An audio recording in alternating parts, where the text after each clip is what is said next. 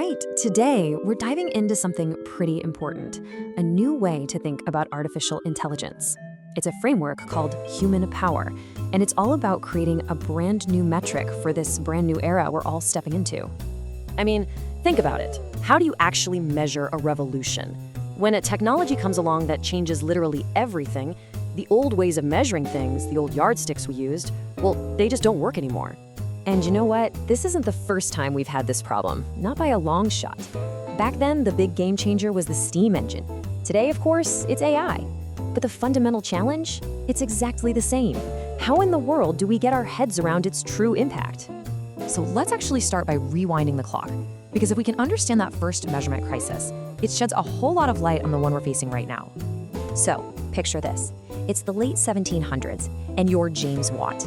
You've invented this incredible steam engine, but you have a huge problem. You have no language to explain how powerful it is. I mean, people understood horses. They knew what a horse could do. But a steam engine? How do you even begin to explain that? So Watt came up with something that was, frankly, genius. He invented horsepower. It was so simple, so relatable. It instantly connected his wild new technology to something everyone on Earth already understood. It wasn't just a metric, you see. It was a bridge that let the entire world cross over from the old way of doing things to the new. Okay, so let's fast forward to today, right now. We are in an almost identical situation with AI. We're trying to measure this incredible new engine with tools that are totally out of date, and that's creating some really serious and often hidden risks. And here's the core of the problem. Our traditional business metrics, things like revenue per employee or cost per interaction, they're just dangerously incomplete.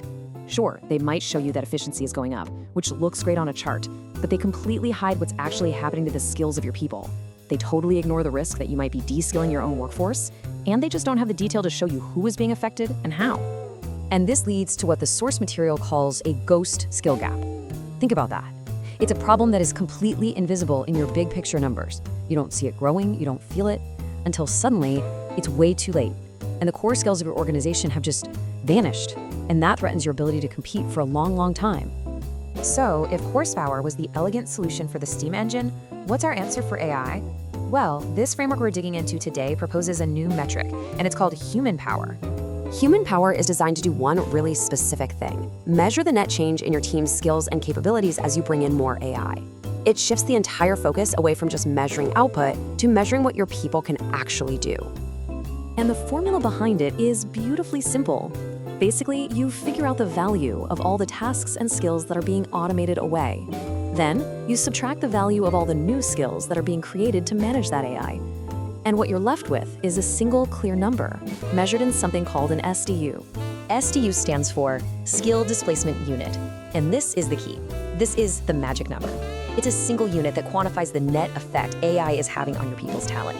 It takes that invisible, ghostly problem and makes it completely visible. Okay, this all sounds great in theory, but what does it actually look like in the real world? Let's walk through a quick, practical example to see how this gives a leader some actual clarity. So let's imagine a regional bank. They decide to automate their basic customer service help desk. First, they have to identify all the skills that are being automated. Things like password resets, checking account balances. Let's say, for the sake of argument, that adds up to 50 skill units. And you can just think of a skill unit as a way to measure a capability, maybe based on how many hours it takes to learn it. Then they identify the new skills their team needs to learn to manage this new AI system, and that comes out to 15 skill units. So the calculation is super simple. 50 automated units minus the 15 new units gives you a net STU of 35. Now, this isn't just some number on a spreadsheet. For a leader, this is a precise, actionable insight.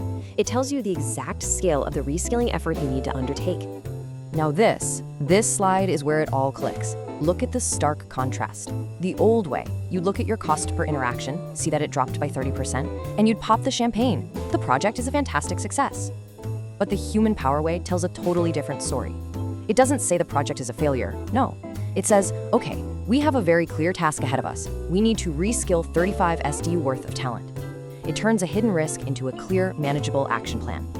But, having a clever metric is really only the beginning. The true value is in what it inspires you to do next. It's about action. So by measuring SDUs, leaders get what the source calls collective precision. It gives everyone a shared, data-driven foundation to make much smarter, much more targeted decisions about their people and where to invest. But the ultimate goal here isn't just precision. It's about collective empowerment. It's about using that newfound clarity to build trust and to reinvest in your people, turning what could be a really scary disruption into a shared opportunity for everyone. And I think this quote from the source material just captures the whole spirit of the idea perfectly. The goal isn't just to manage the downsides of AI, but to actively create an upside, to literally transform the anxiety of all this change into real collective growth. So, that really leaves us with one final, pretty big question. As we all race to adopt AI, we have to ask ourselves, are we just creating efficiency, or are we accidentally creating a massive blind spot that puts our most valuable asset, our people, at risk? Now that's a question worth measuring.